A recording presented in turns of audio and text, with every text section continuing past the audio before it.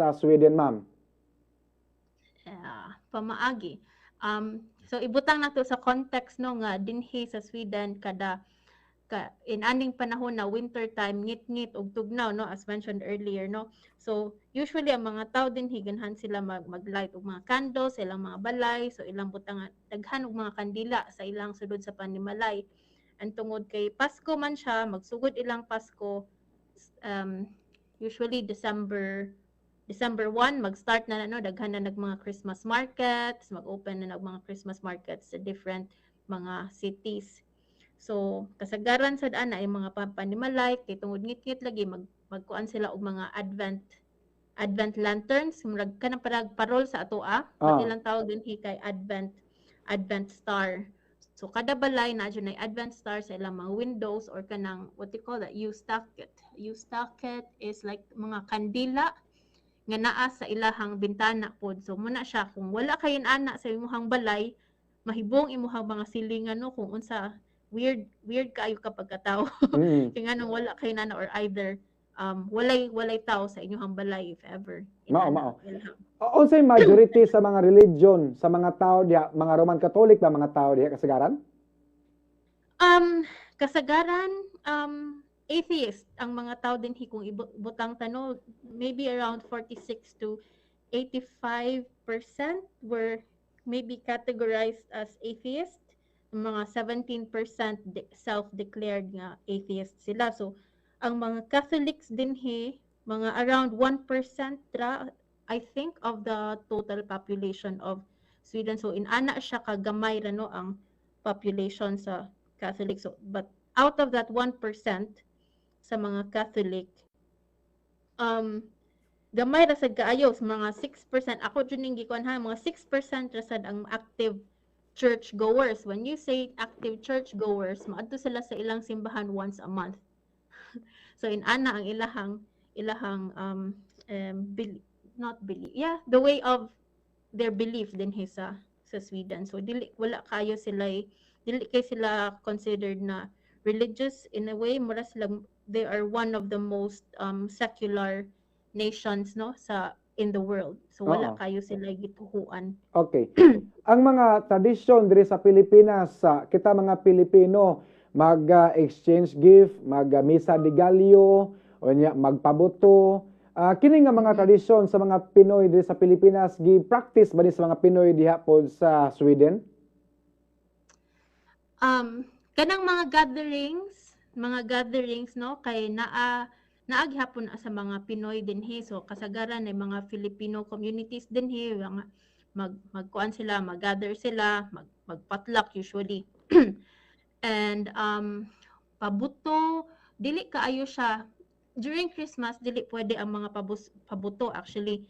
I mean whole year except New Year.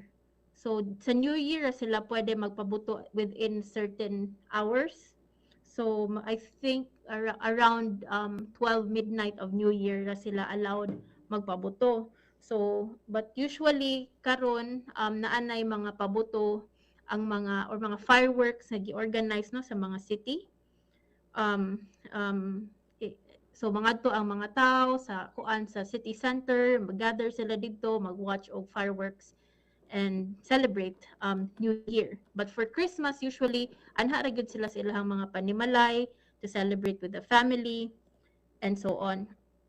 So inana din ang kuan. Kay tungod no kay tugnaw man din ang sa Sweden dili kaayo maggawas-gawas especially kanang gabi na.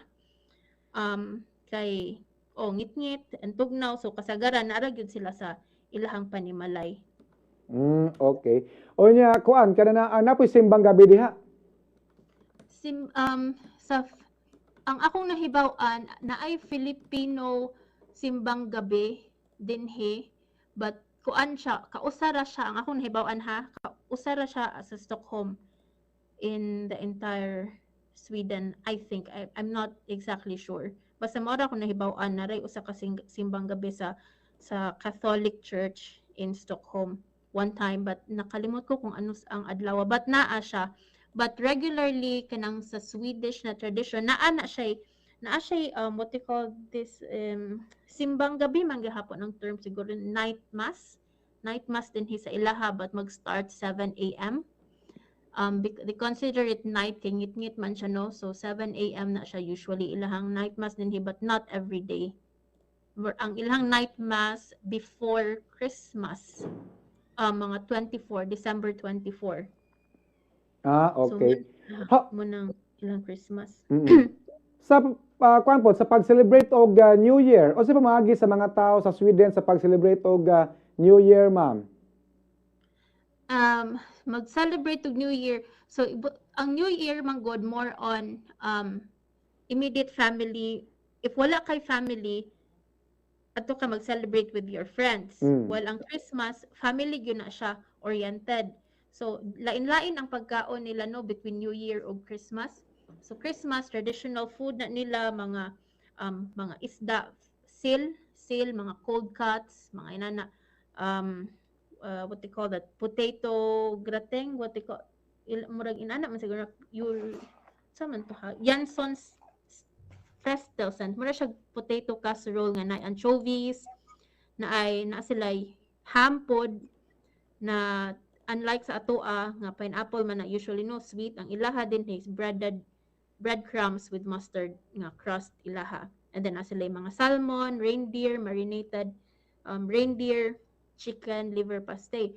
But then sa New Year, usually ang ilahang gipangkaon or ilang i-prepare steak like beef steak, and then for appetizers kay mga seafood, and then maura na siya, simple ra jud kaayo din hino, dili kaayo pabunggahay ang unlike din ha sa ato nga dagko kaayo og festivities or i-celebration ng ato ang i-celebrate ang New Year, but din okay lang, chill lang.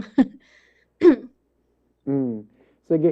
Ang mga tradisyon sa mga Pilipino diri sa Pilipinas panahon sa New Year, maglayat-layat, magsulo og polka dots, mag-andam og 13 kalingin nga prutas, mag-andam og mga biko, tikoy, mga pilit kay para kuno pangpasod sa swerte. Mao po ni gihimo nga practice sa mga Pilipino diya sa Sweden, ma'am? Wala no. Maura gyud to ang ilahang tradition, maura gyud to no mag-celebrate, gather gyud sa ilahang family or close friends, and then magkaon og usually ilang kanon katuno steak, and then after that wala ra magstorya-storya ra na sila sa ilang balay, walay kinahanglan nga outfit, walay kinahanglan kaunon nga biko, walay kaunon nga wala gyud inana ra gyud siya, simple ra gyud ang ilahang celebration dinhi. But naa sila'y what do you call it? Bingo Lotto. Bingo Lotto. So, while mag-celebrate sila sa New Year and even Christmas, naay sa TV, ilahang Swedish television, mag-play na sila og kanang bingo. Then, human ang mga tao sa balay, nana sila bingo cards. And then, ang katusang mag-bingo sila dito sa balay, I think upat na siya ka different bingos, and then ang makadaog og sakyanan, makadaog og cash, makadaog og trip to a warm country like maybe Malta or somewhere Spain or something like that, basta family trip.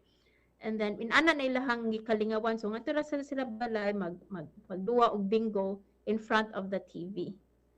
Okay. Sige. Ma'am,